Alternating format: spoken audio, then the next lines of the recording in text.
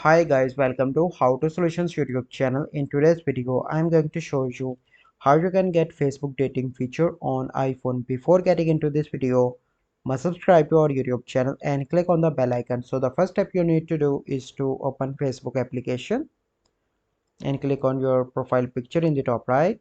And here you can see that dating feature is not shown. Then you need to open your Play Store or Apple Store.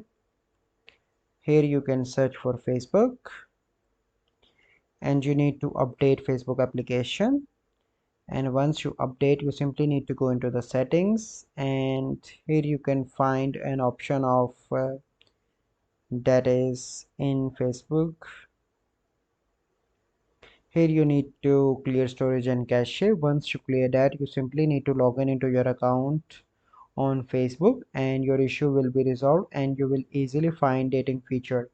So this is the process by which you can get dating feature on Apple iPhone. I hope you find this video helpful. If you find this video helpful, must like this video, subscribe to our YouTube channel for future videos. We'll see you in the next video. Thank you. Have a good day.